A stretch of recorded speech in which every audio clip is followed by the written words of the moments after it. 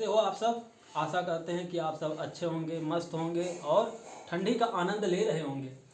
आज हम लोगों को पढ़ना है भारत के द्वीप समूह।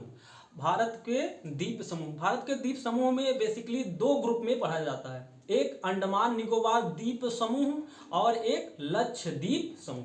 तो दो द्वीप समूह होते हैं, इनके अंतर्गत कई सारे द्वीप हैं। इन द्वीपों को मिलाकर के इन्हें कहा जाता है द्वीप समूह। तो ये पहले हम लोग देख लेते हैं कि बेसिकली इससे क्वेश्चन क्या पूछता है। जैसे कि पूछता है कि बताओ नारकोंडम द्वीप कहाँ पर स्थित है, बैरन द्वीप कहाँ पर स्थित है, बैरन चोटी कहाँ पर स्थित है, बताओ सेलुलर जेल कहाँ पर स्थित है, वीर सावरकर अंतर्राष्ट्रीय हवाई अड्डा कहाँ पर स्थित है, किस द्वीप पर स्थित है।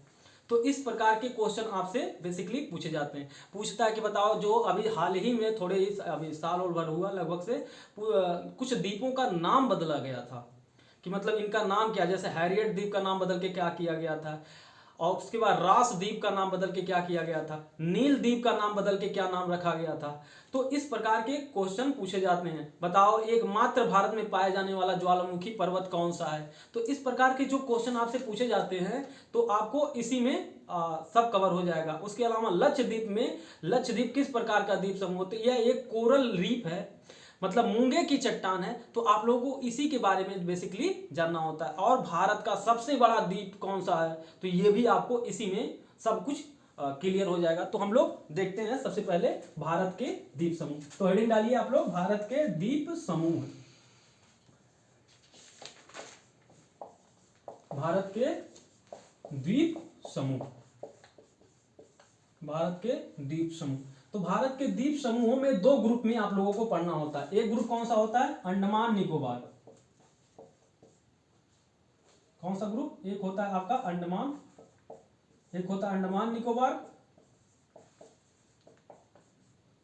निकोबार द्वीप समूह, और दूसरा होता है आपका लक्षद्वीप समूह। लक्षद्वीप समूह। देखिए समूह कहने का मतलब क्या है, समूह कहने के पीछे लॉजिक ये है कि ये कई सारे द्वीप मिलकर के एक समूह में है, इसी वजह से इन्हें क्या कहा जाता है, लक्षद्वीप समूह। अब देख लेते हैं पहले इनका, थोड़े से इनके बारे में थोड़ा थोड़ा देख लेते हैं, फिर इनका ऑपरेशन करके देखेंगे भाई साहब। इसका चित्र के साथ हम लोग देखेंगे कि क्या कौन कौन से द्वीप किस रूप में फैले हुए हैं। तो सबसे पहले अंडमान निकोबार कितने द्वीपों का समूह है, यह 572 द्वीपों का समूह है। लिखिए पहला पॉइंट, यह 572 द्वीपों का समूह है। यह 572 द्वीपों का समूह है। यह कहां पर स्थित है भाई साहब, यह बंगाल की खाड़ी में स्थित है। यह बंगाल की खाड़ी में स्थित है, खाड़ी में स्थित है। ठीक है, यह बंगाल की खाड़ी में स्थित है। इसे 90 ईस्ट रीच के रूप में भी जाना, इसका नाम, इसे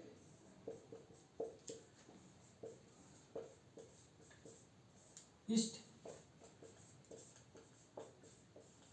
रीच के नाम से भी जाना जाता है।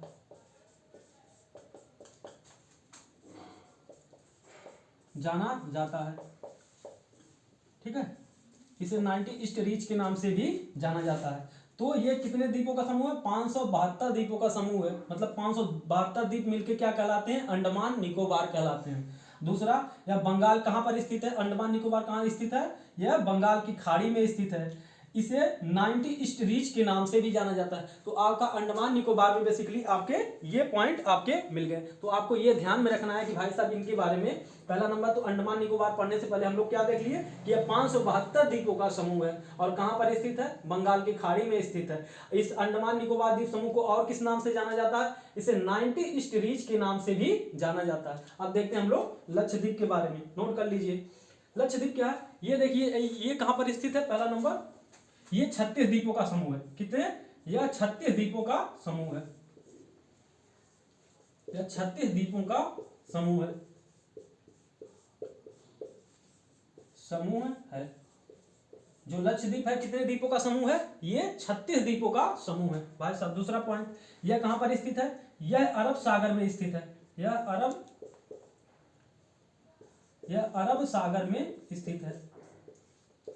यह अरब सागर में स्थित है।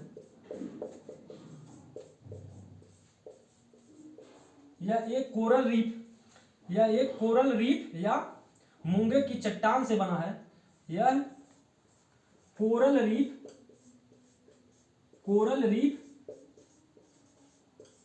या मूंगे की चट्टान से बना है। मूंगे की चट्टान से बना है। चट्टान से बना है। ठीक है, ये हो गया लक्षद्वीप के बारे में। तो लक्षद्वीप कैसा है? यह 36 द्वीपों का समूह है। यह अरब सागर में स्थित है। और तीसरा कि यह कोरल रीफ या मूंगे की चट्टान से बना है।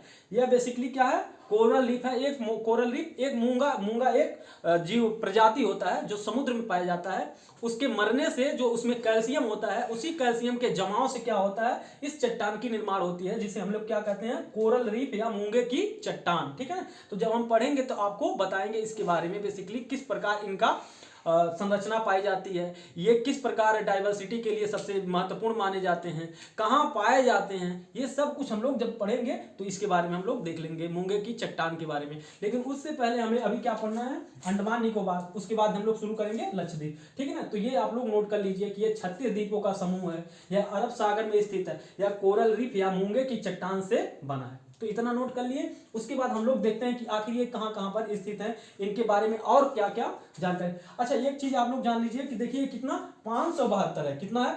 572 भाई साहब, 572। इसका मतलब 572 द्वीप मिल करके अंडमान निकोबार का निर्माण करते हैं। तो क्या 572 द्वीपों के बारे में पढ़ना है? नहीं, हमें कुछ महत्वपूर्ण द्वीपों के बारे में ही पढ़ना है। ठीक है ना, उसी प्रकार ये 36 द्वीपों का समूह है। तो हमें 36 द्वीपों के बारे में नहीं जानना है, हमें केवल कुछ महत्वपूर्ण द्वीपों के बारे में ही जानना है। तो केवल हम लोग शुरू करते हैं अंडमान निकोबार। ठीक है ना,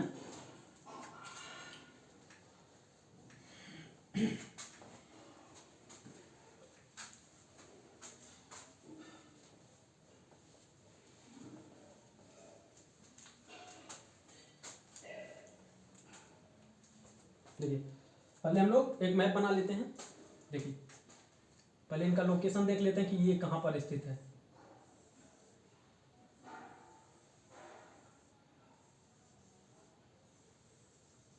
ठीक है, ये हमारा प्यारा भारत है। आप देखोगे तो हमारा जो अंडमान निकोबार है, देखिए भाई साहब, ये यहाँ पर ऐसे ऐसे ऐसे करके ऐसे स्थित है। ये हमारा क्या है? अंडमान निकोबार द्वीप समूह है। ठीक है ना, ये हमारा अंडमान निकोबार द्वीप समूह। और इस साइड क्या है? ये हमारा लक्षद्वीप है। ये क्या है? अंडमान निकोबार है। ये अंडमान और निकोबार है।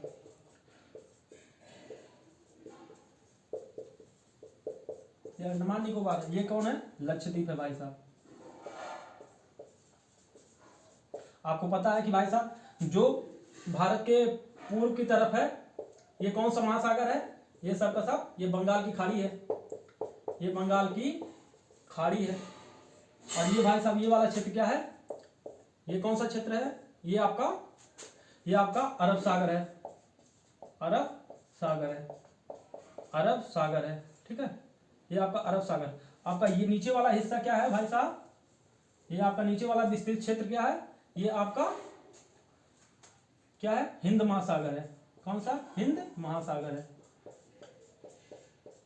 ठीक है, तो आप देख रहे हैं कि इनका लोकेशन क्या हुआ? अरब सागर में लक्षद्वीप स्थित है और अंडमान निकोबार कहाँ है? बंगाल की खाड़ी में। ठीक है ना, तो ये आपको ध्यान में रखना। अब हम लोग अंडमान निकोबार द्वीप समूह के बारे में देखते हैं। हेडिंग डालिए, अंडमान निकोबार द्वीप समूह के निम्न महत्वपूर्ण द्वीप।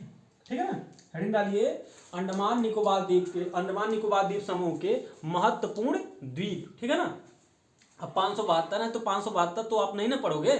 572 पढ़ना शुरू करोगे तो पता चले केवल द्वीपों के बारे में ही पढ़ते पढ़ते आपको 2 साल लग जाएगा। ठीक है ना, ऐसा नहीं करना है, हमें केवल उनमें से जो महत्वपूर्ण है केवल उन्हीं के बारे में पढ़ना है। तो आप एक खड़ा पेज लीजिएगा, एक पूरा खड़ा पेज, उस पर आप बनाइएगा, क्योंकि ये पूरा एक पेज में आप लोगों को कवर करना है, क्योंकि द्वीप बनाना है। तो देखिए पहला हो जाएगा, आप थोड़ा सा इधर जगह छोड़ दीजिएगा पेज में एक नाम लिखने के लिए, इस साइड में, और इधर से बनाइएगा 7 गोले बनाना है आपको। 7 गोले बनाइएगा। ठीक है, 4 हो गया, 5 हो गया, 6 हो गया और 7 हो गया, ठीक है ना। टोटल 7 गोले आपको बनाना है। इसे कहते हैं भाई साहब, इस वाले क्षेत्र को कहते हैं उत्तरी अंडमान। उत्तरी अंडमान कहते हैं, उत्तरी अंडमान। इसे कहते हैं मध्य अंडमान।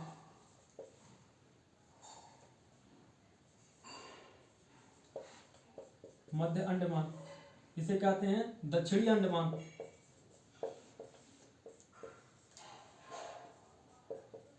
दक्षिणी अंडमान। और इसे कहते हैं लिटिल अंडमान।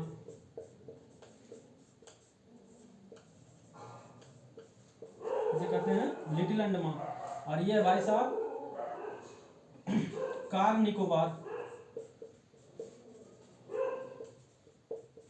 ये है कार निकोबार। और ये भाई साहब लिटिल निकोबार।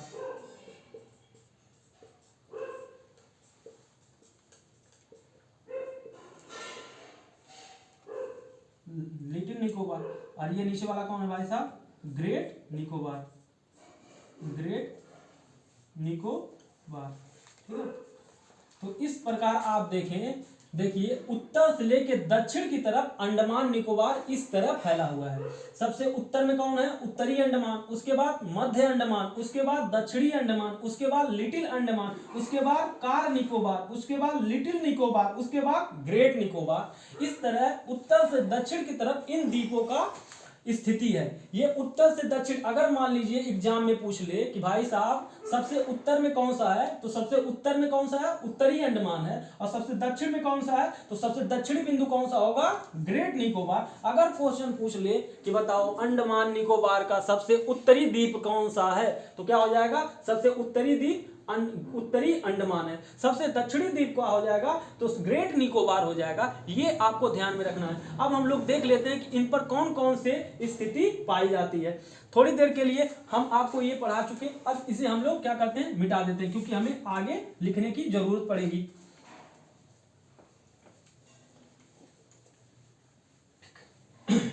तो अब आप लोग देखिए, पहला देखिए ये क्या है, इस पर है एक चोटी, आपने नाम सुना होगा जिसका नाम है सैडल पीक। क्या नाम है, सैडल पीक। क्या है नाम इसका, सैडल पीक। Saddle peak. अभी लिखते चलिए आप लोग। अभी हम बताएंगे आप लोगों की इसकी विशेषता क्या है। यह अंडमान निकोबार द्वीप समूह की सबसे ऊंची चोटी है, लेकिन अभी आप केवल नोट डाउन करिए कि क्या क्या स्थिति है। मध्य अंडमान पे क्या है भाई साहब, आपने नाम सुना होगा, इसी पर क्या है, सेलुलर जेल स्थित है। क्या, सेलुलर,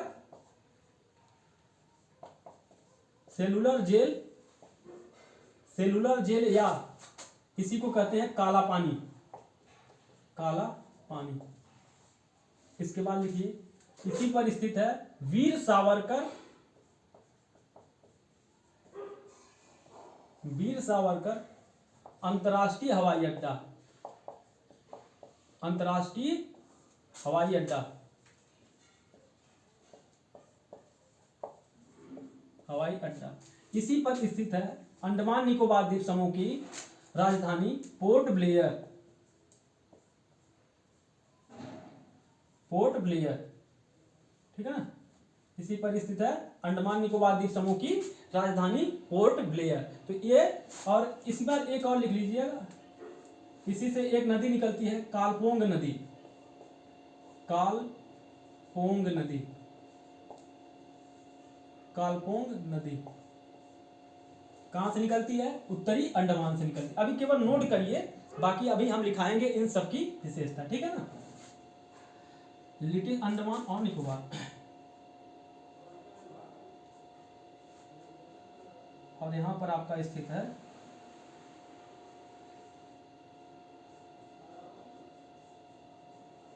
माउंट थोइलर। ग्रेट निकोबार पर कौन सा है, माउंट थोइलर। माउंट थोइलर, माउंट थोइलर चोटी। और अंडमान और निकोबार द्वीप समूह को अलग करने वाले का, अंडमान और निकोबार को अलग करने वाला क्या है, 10 डिग्री चैनल। चैनल, ठीक है ना। अंडमान निकोबार के मध्य कौन सा स्थित है चैनल, 10 डिग्री चैनल स्थित है। और दक्षिण अंडमान और लिटिल अंडमान के मध्य कौन सा है, यहाँ पर है आपका डंकन पास। क्या है? डंकन पास या डंकन जल डमरू, डंकन जल डमरू, जल डमरू या डंकन चैनल।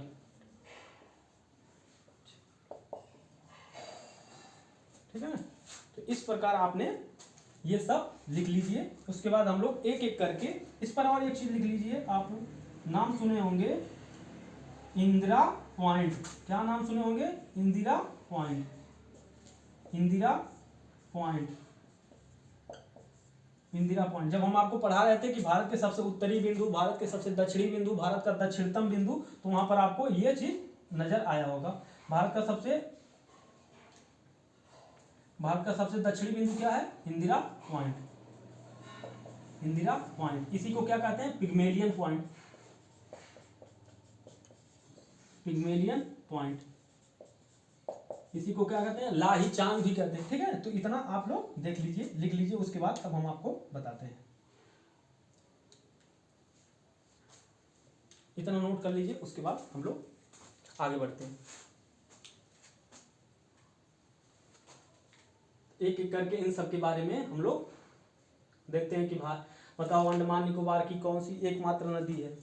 सैडल पीक कहाँ पर स्थित है? सेलुलर जेल, काला पानी, वीर सावरकर अंतर्राष्ट्रीय हवाई अड्डा, पोर्ट ब्लेयर, ये सब देख लीजिए।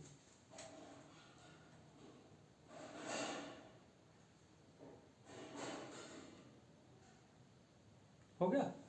अब देखिए, अब लिखिए एक एक करके लिखिए।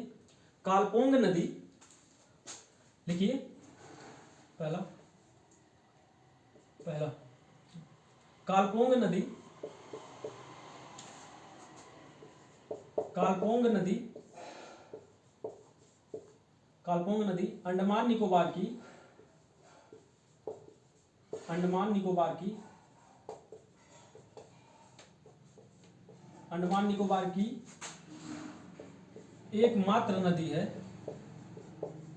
एकमात्र नदी है, एकमात्र नदी है जो कहां पर स्थित है? जो उत्तरी अंडमान पर स्थित है, जो उत्तरी अंडमान, जो उत्तरी अंडमान पर स्थित है, स्थित है। जो कहां पर स्थित है? उत्तरी अंडमान पर स्थित है। दूसरा पॉइंट लिखिए, कालपोंग जल विद्युत परियोजना इसी नदी पर, कालपोंग नदी पर ही, लिखिए कालपोंग नदी पर, कालपोंग नदी पर, कालपोंग नदी पर, कालपोंग नदी पर कालपोंग जल विद्युत परियोजना, कालपोंग जल विद्युत परियोजना, विद्युत परियोजना स्थित है,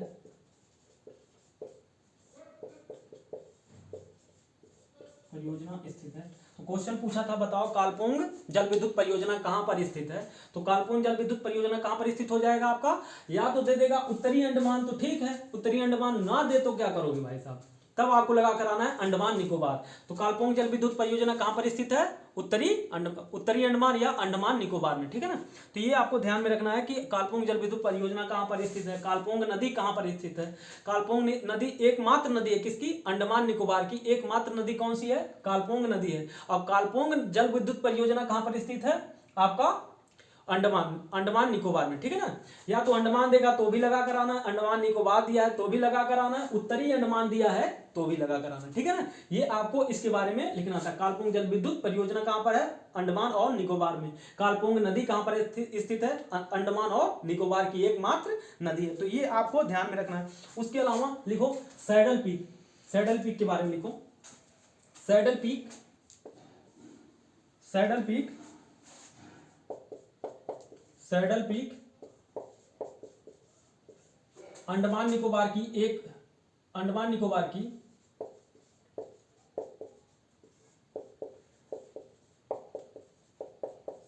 अंडमान निकोबार की सबसे ऊंची चोटी है, सबसे ऊंची चोटी है।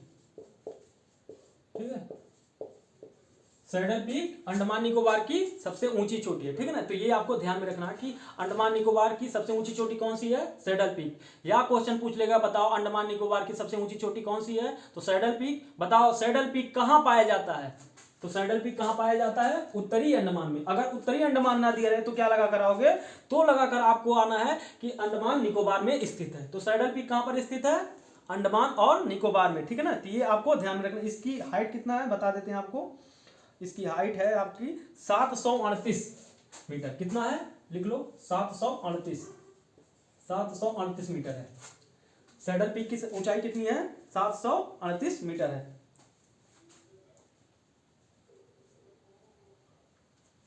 ठीक है ना। और बाकी पूछता है कि बताओ सेलुलर जेल या काला पानी कहां पर स्थित है, तो ये कहां पर स्थित है, अंडमान निकोबार में या मध्य अंडमान में स्थित है।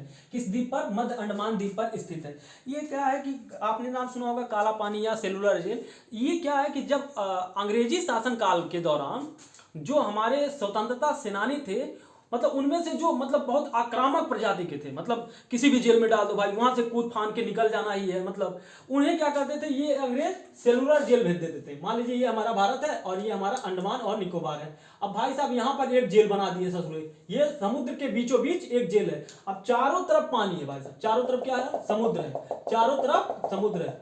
तो भाई साहब अब बताओ किसी की हिम्मत है कि यहाँ से कूद कर बाहर निकल के भाग जाने की, किसी की नहीं हिम्मत, क्योंकि चारों तरफ एकदम दूर दूर तक एकदम पानी ही पानी, पानी ही पानी, मतलब समुद्र ही समुद्र है। इसी वजह से कहा जाता था अगर किसी मतलब स्वतंत्रता सेनानी या मतलब जो उनके खिलाफ जाता था, अंग्रेजों के खिलाफ जाता था, उन्हें सबसे भयंकर सजा कौन सी मिलती थी, काला पानी। अरे काला पानी की सजा हो गई। काला पानी की सजा भाई साहब यही है कि मतलब उन्हें ऐसे जगह पे भेज दो कि वहां से ससुरा भाग कर आए या भाग कर कहीं जा ही नहीं पाए। अब कैसे कोई जाएगा, बीच में समुद्र के बीच में कैसे कोई जा सकता है। इसी वजह से काला पानी की सजा है, काला पानी, उनको काला पानी की सजा, बहुत मतलब दहशतगर्दी का ये काम हुआ करता था उस समय। अंग्रेजों का बहुत ही दहशतगर्दी का फैसला हुआ करता था। तो ये आपको ध्यान में रखना है कि काला पानी कहाँ है, काला पानी या सेलुलर जेल कहाँ पर स्थित है, मध्य अंडमान में स्थित है, मध्य अंडमान में, ठीक है ना। और यहीं पर एक बार ये क्वेश्चन पूछा था कि वीर सावरकर अंतरराष्ट्रीय हवाई अड्डा कहाँ पर स्थित है। तो वीर सावरकर अंतरराष्ट्रीय हवाई अड्डा आपका कहां पर स्थित है, अंडमान निकोबार में, ठीक है ना। और अंडमान निकोबार में भी कहां है, मध्य अंडमान में, ठीक है ना। तो मध्य अंडमान में कहां स्थित है अंतरराष्ट्रीय वीर सावरकर अंतरराष्ट्रीय हवाई अड्डा। तो ये आपको ध्यान में रखना है। उसके अलावा देखो क्या होता है कि ये पास, डंकन पास और 10 डिग्री चैनल, 10 डिग्री चैनल या 10 डिग्री जल डमरू भी कह सकते हो। देखिए क्या होता है, चैनल क्या होता है या जल डमरू क्या होता है। देखिए जब कहीं पर समुद्र में वह सकरा स्थान, जैसे देखिए क्या होता है जल डमरू या चैनल क्या होता है। देखिए जब कहीं समुद्र में दो सकरे को, ऐसा सकरा स्थान, समुद्र में ऐसा सकरा स्थान जो दो भूखंडों को, जो दो स्थल खंडों को अलग करता हो, क्या करता हो, दो जमीन के दो टुकड़ों को क्या करता हो, अलग करता हो। और दो मतलब दो स्थानों के वाटर बॉडी को, मतलब जल निकायों को जोड़ता। देखिए अब क्या है कि मान लीजिए ये क्या है, उत्तरी, ये आपका दक्षिणी अंडमान है, ये साउथ अंडमान है, और ये क्या है, कार निकोबार है, ये आपका कार निकोबार है। अब देखिए ये जमीन का टुकड़ा है, ये भी जमीन है, ये भी जमीन है, ये भी जमीन है। इन जमीन को अलग कर रहा है, इन जमीन को, इन दो भूमि के टुकड़ों को अलग कर रहा है। और दोनों तरफ क्या है भाई साहब, इसके इधर भी पानी है और इसके इधर भी पानी है, मतलब दो जल निकायों को जोड़ेगा और दो जमीन के टुकड़े को अलग करेगा। अगर ऐसा कहीं मिलता है तो उसे किस नाम से जानते हैं, उसे हम लोग चैनल के नाम से जानते हैं, जल डमरू के नाम से जानते हैं, ठीक है ना। तो आपको चैनल के नाम से, जल डमरू के नाम से, पास के नाम से जानते हैं। जैसे एक एग्जांपल के साथ और समझ लेते हैं। जैसे देखो ये हमारा भारत है और ये हमारा क्या है भाई साहब, ये हमारा श्रीलंका भाई साहब है, ये श्रीलंका है। अब भाई साहब ये श्रीलंका है, ये श्रीलंका है, ये श्रीलंका, और ये हमारा भारत है। इधर कौन सा पानी, इधर कौन सा महासागर है, इधर है भाई साहब बंगाल की खाड़ी है। ये कौन है, बंगाल की खाड़ी, बंगाल की खाड़ी है। और दूसरी तरफ क्या है, इधर भाई साहब आपका है, इधर क्या है, अरब सागर या हिंद महासागर। इधर कौन है, हिंद महासागर, मान लो हिंद महासागर, महासागर है, ठीक है ना। इस साइड वाला, ये वाला हिंद महासागर और ये वाला बंगाल की खाड़ी। अब देखो, अब बीच में कौन सा पास है, बीच में आपका है, आपका पाक जल डमरू। क्या नाम है इसका, पाक जल डमरू, ठीक है ना, पाक जल डमरू, बीच में कौन है, पाक जलडमरू। पाक जलडमरू देगा या पाक चैनल देगा, ठीक है ना, पाक चैनल देगा, चैनल देगा या पाक पास देगा, ठीक है ना। तो पाक जलडमरू या पाक चैनल या पाक पास। तो पाक जलडमरू क्या कर रहा है, बंगाल की खाड़ी और हिंद महासागर को जोड़ रहा है। देखो इसको और इसको जोड़ रहा है, इस दो जल निकायों को जोड़ रहा है, और भारत के भूखंड को और श्रीलंका के भूखंड को क्या कर रहा है, अलग कर रहा है। इसी वजह से इसे क्या नाम दिया जाता है भाई साहब, इसे या तो पास कहते हैं, या तो जलडमरू कहते हैं, या तो चैनल कहते हैं। तो समझ में आ गया कि चैनल या जलडमरू या पास क्या होते हैं। तो उसी प्रकार दक्षिणी अंडमान और लिटिल अंडमान को विभाजित करने वाला या अलग करने वाला क्या पास का क्या नाम है, डंकन पास है। क्या नाम है, डंकन जलडमरू है या डंकन चैनल है। तो क्या है बताओ, ऐसे क्वेश्चन पूछेगा, बताओ डंकन जलडमरू किन दो क्षेत्रों को अलग करता है। तो किन दो क्षेत्रों को, दक्षिणी अंडमान को अलग करता है और लिटिल अंडमान को अलग करता है। ये आपको ध्यान में रखना है। तो क्या किसको किसको, दक्षिणी अंडमान को अलग करेगा और लिटिल अंडमान को अलग करने वाले जलडमरू का नाम क्या है, डंकन जलडमरू। उसके अलावा अंडमान और निकोबार को अलग करने वाले चैनल का क्या नाम है, तो उसका नाम है 10 डिग्री चैनल। पूछता है कि बताओ 10 डिग्री चैनल किन दो क्षेत्रों को अलग करता है। तो 10 डिग्री चैनल अंडमान और निकोबार को अलग करता है। और गहराई से अगर मान लीजिए क्वेश्चन पूछ लेता है, ये किसको किसको अलग करता है, तो ये क्या करता है, आपका अंडमान और निकोबार को अलग करता है। ये अंडमान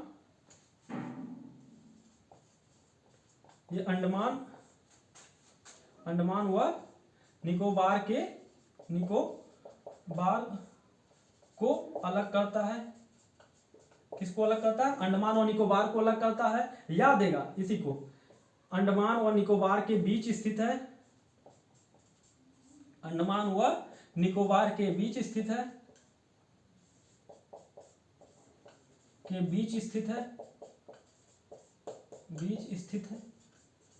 ठीक है ना। अंडमान और निकोबार को अलग करने वाले चैनल का क्या नाम है, 10 डिग्री चैनल है। अंडमान और निकोबार के बीच कौन सा चैनल स्थित है, तभी आपका 10 डिग्री चैनल स्थित। किसी भी तरीके से आपसे क्वेश्चन पूछ लेगा। अगर भाई साहब कठिन क्वेश्चन बन जाता है तो क्या करोगे, पूछ लेगा कि बताओ 10 डिग्री चैनल किसको किसको अलग करता है। तो देखो भाई साहब, लिटिल अंडमान को, अंडमान के कौन से भाग को, अंडमान के लिटिल अंडमान को, अंडमान का कौन सा भाग, लिटिल अंडमान को अलग करता है, और निकोबार के कौन से द्वीप को, कार निकोबार को। तो पूछेगा, क्वेश्चन पूछेगा, बताओ अगर कठिन क्वेश्चन बन जाता है तो यह अंडमान के किस भाग को, लिटिल अंडमान को अलग करता है,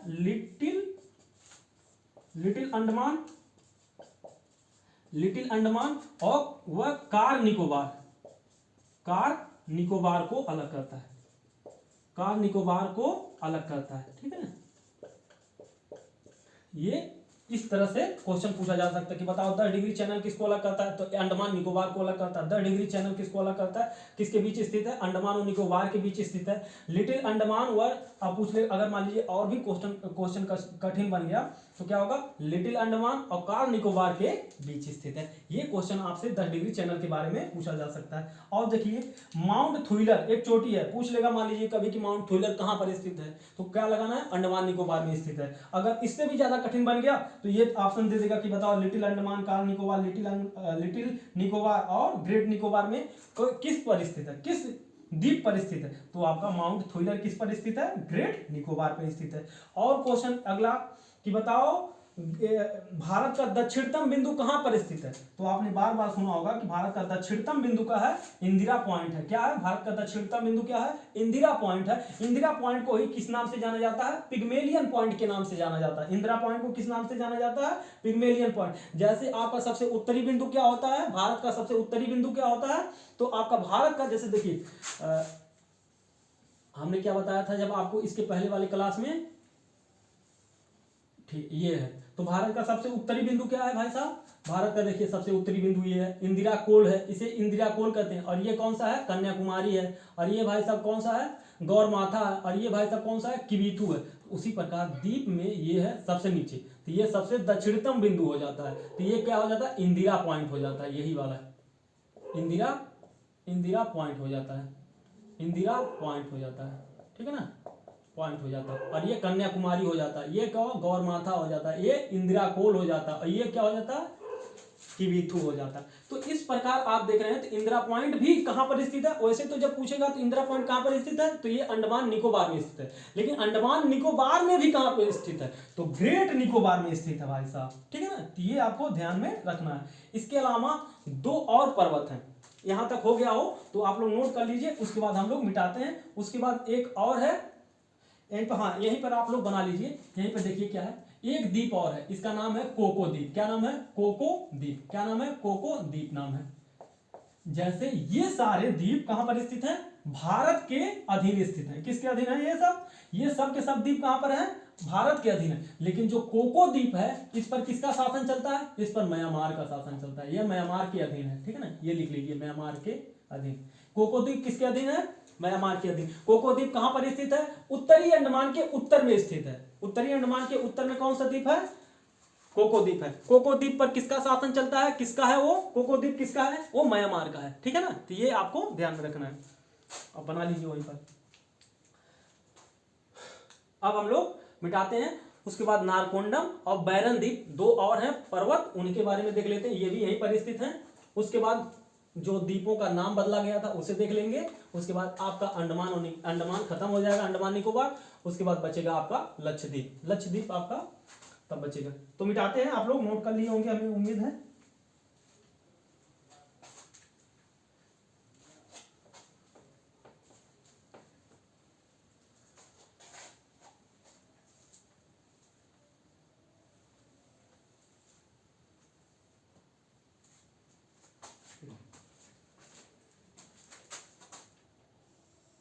ये मध्य अंडमान है और ये दक्षिण अंडमान।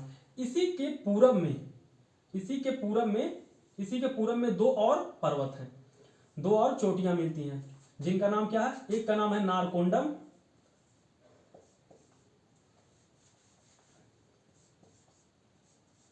ठीक है ना, एक का नाम है नारकोंडम पर्वत, और एक है बैरन द्वीप। क्या नाम है इसका? बैरन द्वीप। क्या नाम है? बैरन द्वीप। नारकोंडम और बैरन द्वीप ये दोनों के दोनों क्या हैं? ये ज्वालामुखी पर्वत हैं। क्या है? ज्वालामुखी पर्वत है, ठीक है, ये ज्वालामुखी पर्वत है। जो नारकोंडम है ये सुसुप्त ज्वालामुखी पर्वत है। कैसा? सुसुप्त।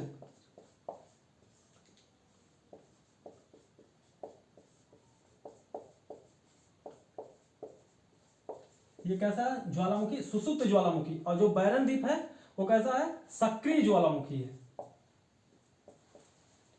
सक्रिय ज्वालामुखी पर्वत है।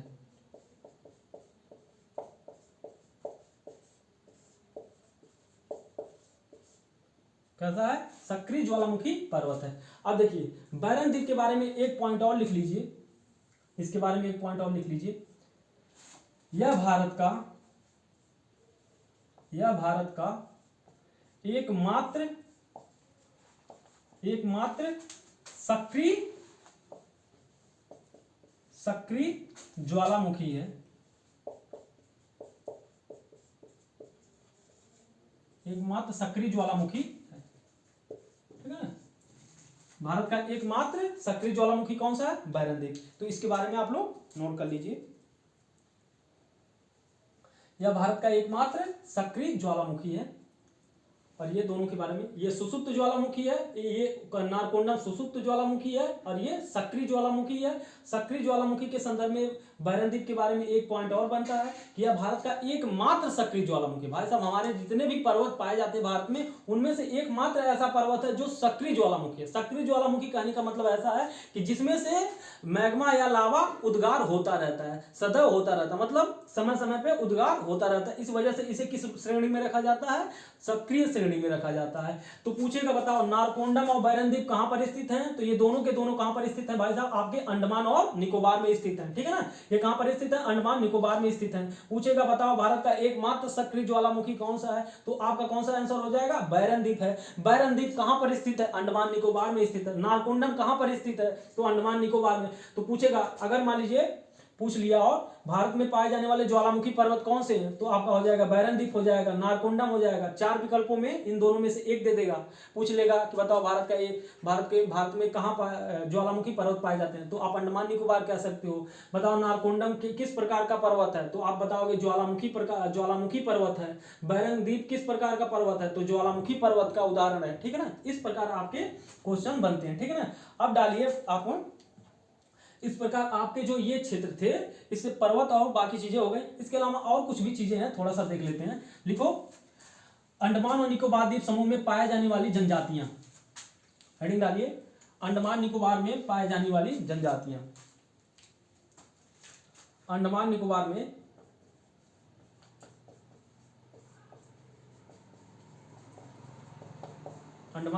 में पाए जाने वाली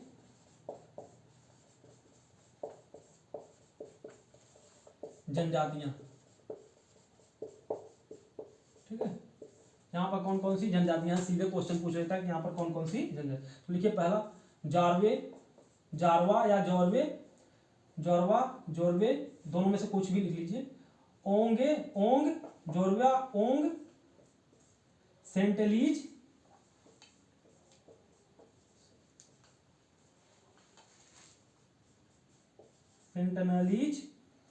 सेंटनलीज, जोरवा, ओंगे, सेंटनलीज, और एक और है सोमपेन। ठीक है, सोमपेन, जोरवा, ओंगे, सेंटनलीज और सोमपेन। ठीक है ना, ये 4 जनजातियां आप लिख लीजिए। इसके अलावा ये महत्वपूर्ण जनजातियां हैं जो कहां पाई जाती हैं, अंडमान और निकोबार द्वीप समूह में पाई जाती हैं। ये आप लोग लिख लीजिए, जोरवा, ओंगे, सेंटनलीज और सोमपेन। जोरवा, ओंगे, सेंटनलीज और सोमपेन, ये 4 जनजातियां कहां पाई जाती हैं, अंडमान और निकोबार में पाई जाती हैं। कहां पाई जाती हैं, अंडमान और निकोबार में पाई जाती हैं। इसके अलावा और एक और महत्वपूर्ण चीज है आपका, वो लिख लीजिए कि कुछ द्वीप थे उनका नाम बदल करके दूसरा द्वीप रख दिया गया, जिनमें से 4 द्वीपों के बारे में आपको पढ़ना है। अभी हाल ही में जल्दी ही अभी भारत सरकार ने बदला है, तो उसके बारे में आपको जानकारी होना चाहिए। पहला जैसे हैरियट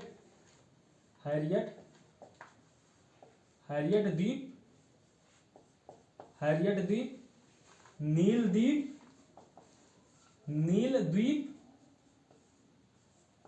द्वीप, उसके बाद रॉस द्वीप,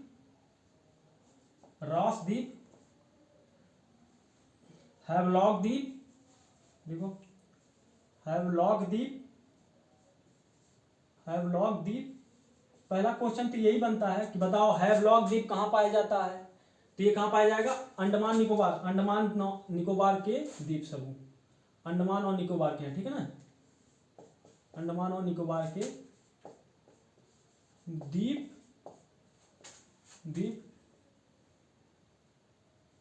ऐसे लिखो, पूरा अंडमान और निकोबार के द्वीप, अंडमान और निकोबार के अन्य द्वीप, ऐसे लिखो, अन्य द्वीप के अन्य द्वीप। अभी तक हमने ये सब द्वीप भी पढ़ रहे थे ना, देखो। अब उसके बाद इसमें लिखो पुराना नाम लिखो। अब इसके बाद इनका नाम चेंज होकर के नया हो गया, अब लिखो नया नाम। ठीक है ना, इन द्वीपों का नाम बदल दिया गया, तो ये पुराना नाम हो गया। अब क्या हो जाएगा, जो नया नाम बना है उसके बारे में हम लोग देख लेते हैं। तो हैवलॉक द्वीप का क्या नाम हुआ है, हैरियट का क्या नाम हुआ है, नील का क्या नाम हुआ है, रॉस का क्या नाम हुआ है, तो हम लोगों को ये देखना है। तो देखो हैवलॉक का क्या नाम है, स्वराज द्वीप कर दिया गया, ठीक है। क्या, हैवलॉक द्वीप का नाम बदल के क्या कर दिया गया, स्वराज कर दिया गया। हैरियट का नाम बदल के क्या कर दिया गया, मणिपुर द्वीप कर दिया गया, माउंट मणिपुर कर दिया गया। क्या कर दिया गया, माउंट मणिपुर कर दिया गया, मणिपुर द्वीप कर दिया गया, माउंट मणिपुर द्वीप कर दिया गया। ठीक है ना, नील का क्या कर दिया गया, शहीद द्वीप कर दिया गया, शहीद द्वीप कर दिया गया, शहीद द्वीप कर दिया गया। ठीक है, रास का क्या कर दिया गया, सुभाष चंद्र बोस कर दिया गया। क्या कर दिया गया, सुभाष चंद्र बोस द्वीप कर दिया गया। ठीक है, तो हैवलॉक का नाम बदल के क्या कर दिया गया? हैवलॉक पूछेगा स्वराज का, देखिए 2-3 तरीके से पूछेगा। हैवलॉक का नया नाम का क्या दिया गया? हैवलॉक का नया नाम स्वराज कर दिया गया। हैवलॉक का नाम बदल के क्या कर दिया गया? स्वराज द्वीप कर दिया गया। हैरियट का नाम बदल के क्या कर दिया गया? माउंट मणिपुर द्वीप कर दिया गया। नील द्वीप का नाम क्या कर दिया गया? नील का नाम परिवर्तित करके शहीद कर दिया गया। रास का नाम बदल करके क्या कर दिया गया? सुभाष चंद्र बोस कर दिया गया। ठीक है ना। अब पूछेगा बताओ स्वराज का पुराना नाम क्या था? स्वराज का पुराना नाम हैवलॉक द्वीप था। माउंट मणिपुर द्वीप का नाम पुराना क्या था? हैरियट द्वीप था। शहीद द्वीप का क्या नाम था? नील द्वीप था। सुभाष चंद्र बोस द्वीप का पुराना नाम क्या था? रॉस द्वीप था। तो ये आपको ध्यान में रखना है। ठीक है ना। इस तरह क्वेश्चन पूछा जाएगा कि बताओ इनका पुराना नाम क्या था या नया नाम क्या था। तो माउंट हैरियट का पुराना नाम क्या हो गया? माउंट हैरियट का पुराना नया नाम क्या हो गया? तो माउंट मणिपुर हो गया। माउंट हैरियट का क्या नया नाम क्या है? तो माउंट मणिपुर। अब इससे कंफ्यूज नहीं होना है कि माउंट मणिपुर है। माउंट मणिपुर मणिपुर में नहीं है। माउंट मणिपुर भी कहाँ है? अंडमान और निकोबार में ही स्थित है। बस नाम चेंज किया गया था किसका? हैरियट का नया नाम क्या है? माउंट मणिपुर है। तो ये न मत सोचिएगा कि भाई साहब ये कहीं और का मणिपुर में स्थित होगा। पूछ लेगा माउंट मणिपुर द्वीप कहाँ पर स्थित है, तो आपको अंडमान निकोबार में लगा कर आना। ऐसा नहीं है कि अंडमान माउंट मणिपुर नाम रखते ही आप चले जाओ मणिपुर में, ऐसा नहीं। कंफ्यूजन नहीं होना आपको। हैवलॉक द्वीप का नया नाम स्वराज, स्वराज का पुराना नाम हैवलॉक, हैरियट का नया नाम मणिपुर द्वीप, मणिपुर द्वीप का नया नाम पुराना नाम हैरियट द्वीप, नील द्वीप का नया नाम शहीद द्वीप, शहीद का नया पुराना नाम नील द्वीप, रास का नया नाम सुभाष चंद्र बोस द्वीप, सुभाष चंद्र बोस द्वीप का पुराना नाम राजद्वीप। इस प्रकार आपको ध्यान में रखना। ठीक है ना। हैवलॉक का क्या हो जाएगा? स्वराज, नील का शहीद और हैरियट का माउंट मणिपुर। ये इस प्रकार आपके इतना कुछ पूछा जाता है। और एक क्वेश्चन एक और लिख लीजिए नोट करके, नोट लिखिए। अंडमान और निकोबार द्वीप समूह का, अंडमान और निकोबार द्वीप समूह का तथा भारत का सबसे बड़ा द्वीप मध्य अंडमान है। कौन सा? मध्य अंडमान है। मध्य अंडमान है। ठीक है ना। ये अंडमान निकोबार का सबसे बड़ा द्वीप क्या हो जाएगा? तो भाई साहब यही है। ये क्या है? अंडमान निकोबार का सबसे बड़ा द्वीप तो है ही, और साथ में भारत का भी सबसे बड़ा द्वीप कौन सा है? अंडमान, मध्य अंडमान है। ठीक है ना। तो ये आपको ध्यान में रखना है। अंडमान निकोबार का सबसे बड़ा द्वीप मध्य अंडमान है तथा भारत का भी सबसे बड़ा द्वीप मध्य अंडमान है। तो ये आपको ध्यान में रखना है। इस प्रकार आपका ये खत्म होता है अंडमान निकोबार के सारे चीज। इसमें से लगभग से आपसे जब भी क्वेश्चन पूछा जाएगा तो आपका लगभग से आपका यहाँ से कवर हो जाएगा। इसके बाहर नहीं पूछना चाहिए, लेकिन फिर भी आप लोग प्रैक्टिस सेट लगाते रहिएगा। प्रैक्टिस सेट लगाने से आप लोगों का क्वेश्चन सही होने का संभावना ज़्यादा रहता है। तो बस आज के लिए इतना ही, और लक्षद्वीप हम लोग अगले क्लास में पढ़ते हैं। तो ठीक है, धन्यवाद दोस्तों। खुश रहिए आप लोग, मस्त रहिए, पढ़ते रहिए।